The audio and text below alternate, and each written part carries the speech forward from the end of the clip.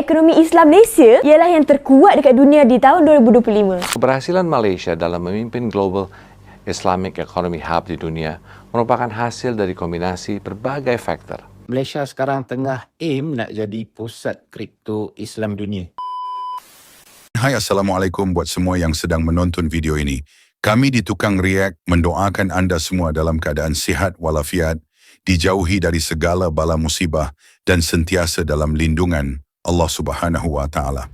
Pada tahun 2025, Malaysia terus dinobatkan sebagai negara yang mengamalkan dan membangunkan ekonomi serta kewangan Islam terbaik di dunia dengan skor 165.1 mata, mengatasi Arab Saudi, Indonesia dan negara-negara Islam lain dalam State of the Global Islamic Economy Report 2024 hingga 2025, dan negara ini telah mengekalkan kedudukan nombor 1 dunia dalam ekonomi Islam selama lebih daripada 11 tahun berturut-turut, suatu rekod pencapaian yang konsisten dan menggambarkan kekuatan Malaysia dalam pelbagai sektor ekonomi Islam, termasuk kewangan Islam, industri halal, pelancongan Muslim dan lain-lain.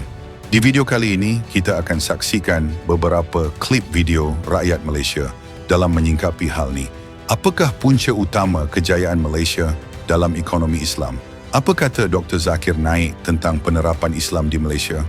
Korang akan dapat jawapannya setelah menonton video ni sampai habis. Sebelum tu, korang boleh support Tukang React dengan cara tekan butang subscribe, tekan loceng dan jangan lupa komen yang baik-baik. Tanpa buang masa, mari kita sama-sama saksikan. Let's go. Terkejut tak? Malaysia sekarang ekonomi Islam paling kuat di dunia. Bukan nombor 5, bukan nombor 3, tapi nombor 1. Dan bukan setakat tahun ni saja, 11 tahun berturut-turut Malaysia kekal nombor 1 di dunia.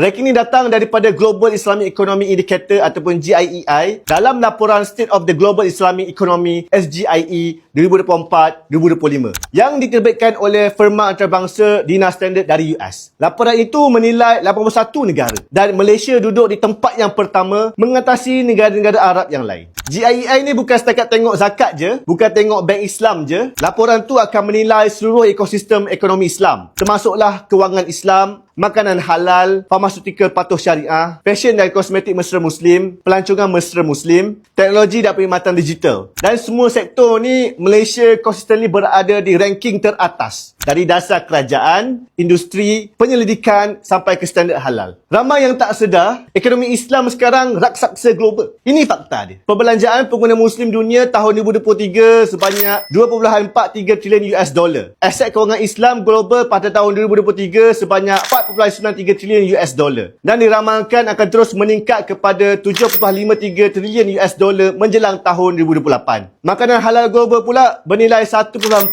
trilion US dollar dan diramalkan untuk meningkat kepada 1.94 trilion US dollar menjelang tahun 2028. Dan bila kita tengok demografi, lagi jelas. Populasi Muslim dunia lebih 2 bilion, lebih 25% populasi global, 540 juta belia Muslim dijangka wujud menjelang tahun 2030. Dan apa maksudnya guys? Permintaan produk dan servis patuh syariah akan terus meningkat secara global. Dan kenapa Malaysia leading sekarang? Sebab Malaysia ada ekosistem yang sangat kukuh. Kita ada bank Islam, tabung haji, JAKIM, standard halal yang diiktiraf antara yang paling ketat di dunia, infrastruktur kewangan Islam yang matang, dan sekarang kita ada startup fintech yang patuh syariah pun makin berkembang pesat. Negara lain baru nak kejar, tapi Malaysia dah 11 tahun bertakhta. Malaysia bukan negara majoriti Muslim, Malaysia adalah peneraju ekonomi Islam dunia. Kadang-kadang dunia yang nampak kekuatan kita dulu, barulah rakyat sendiri sedar. Korang tahu tak? Arab dengan Turki pun kalah dengan Malaysia. Tak sangka ekonomi Islam Malaysia ialah yang terkuat dekat dunia di tahun 2025. Bukan rekaan, ini ialah data rasmi dari Global Islamic Indicator 2024-2025. Malaysia baru jadi umumkan sebagai ekonomi Islam paling kuat di dunia. Kita mencatatkan skor 165.1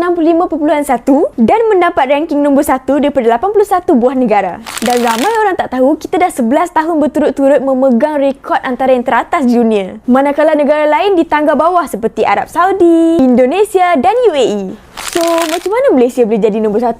Sebab kita hebat dalam kewangan Islam, makanan halal, pelancongan patuh syariah, kosmetik halal, fashion Muslim dan farmasetika. Semua sektor ni bukan kecil-kecilan tau. Nilai global dia lebih 3 trilion US dollar pada tahun 2027 nanti. Jadi bayangkan, lebih 2 bilion penduduk Muslim di seluruh dunia. Tapi bila nak kekal ke atas, kita kena sokong dari rumah sendiri. Daripada barang dapur ke pelaburan yang halal.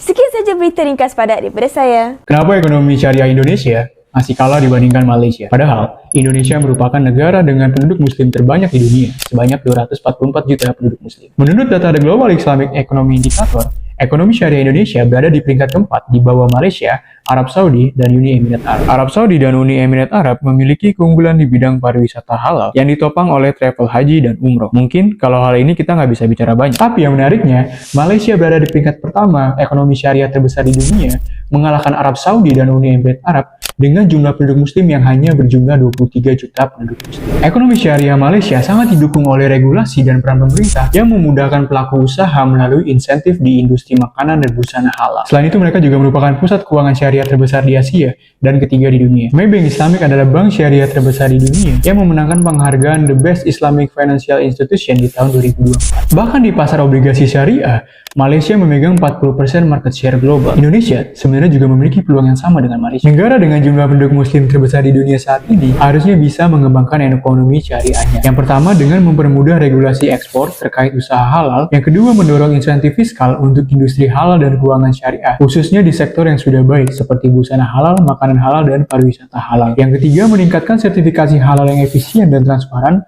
Dan yang terakhir, meningkatkan sektor investasi syariah dengan cara memperkuat literasi keuangan syariah. Dalam masa mereka duk kecam Anwar dengan macam-macam tomahan, nah hari ni Anwar dianugerahkan kepimpinan keuangan Islam global atau disebut JIFA. Anugerah ni merupakan anugerah keuangan Islam yang paling berprestij dunia tau. Dan bukan semua orang yang dapat. Mereka hanya bagi kepada pemimpin yang benar-benar buat sesuatu yang bermanfaat kepada perbankan dan juga keuangan Islam. Tapi itulah, walaupun kehebatan Perdana Menteri kita diiktiraf, tapi mesti je ada orang yang tak puas hati. Mestilah ada benda-benda yang nak kritik. Apa-apa pun, duk condemn, cakap macam-macam, tapi jalan penyelesaian bagi pun tak. Apa-apa pun, daripada 10 Perdana Menteri Malaysia, kita hanya 2 sahaja yang dapat anugerah ni. Pertama, Allahyarham Pak Lah. Dan yang kedua, Datuk Seri Anwar Ibrahim kita. Tapi geng, yang menarik ni, kedua-dua ni adalah anak jati Pulau Pinang. Tu dia. Hebat sungguh orang Penang ni. Geng, kasih share video ni dan biar depa semua orang tahu siapa Perdana Menteri Malaysia sekarang. Tahniah, PMX. Indonesia naik satu tingkat dalam Global Islamic Economy Indicator ataupun GIEI. Tahun 2022 kita di posisi keempat. Tahun 2023 kita menempati posisi ketiga, sekaligus menggeser posisi daripada Uni Emirat Arab. Posisi pertama masih ditempati oleh Malaysia. Mereka unggul dalam bidang keuangan syariah, halal food, dan wisata ramah Muslim. Keberhasilan Malaysia dalam memimpin Global Islamic Economy Hub di dunia merupakan hasil dari kombinasi berbagai faktor. Selain ekosistem yang kondusif, dukungan pemerintah juga sangat kuat. Misalnya, melalui dengan didirikannya berbagai lembaga dan infrastruktur khusus untuk mendukung industri halal dan keuangan Islam, seperti Halal Development Corporation dan International Islamic Liquidity Management Corporation untuk membantu meningkatkan likuiditas pasar keuangan syariah global.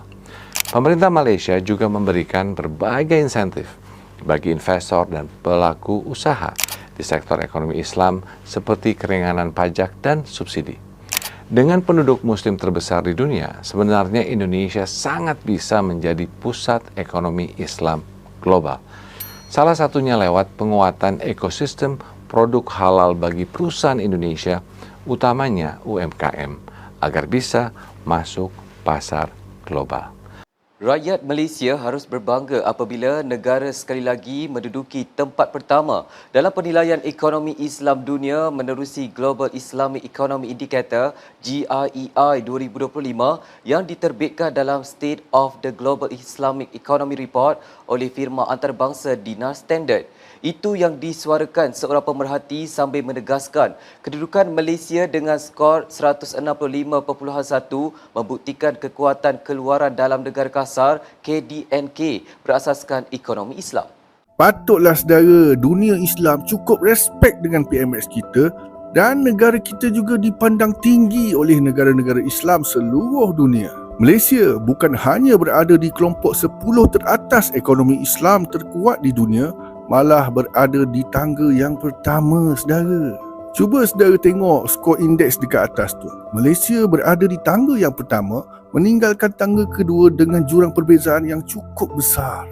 Kita sebagai rakyat Malaysia seharusnya merasa bangga dengan pencapaian Malaysia selaku negara Islam yang tersohor, saudara. Tapi itulah saudara, ada pula di kalangan rakyat Malaysia yang tak habis-habis nak condemn negara kita, sedangkan dunia Islam sendiri memandang tinggi negara kita. Semoga PMX dan seluruh pentadbiran kerajaan perpaduan terus bekerja kuat. Kita juga harus mainkan peranan support madani kita. Ternyata Malaysia menerapkan zakat seperti yang ada dalam syariat Islam. And as I told you, the tax advantage is very few countries have this. That you pay a zakat to one of the government firm designated, each state has. Then if suppose you earn $1 million and you have to give suppose $100,000 hypothetically as income tax or $200,000 income tax.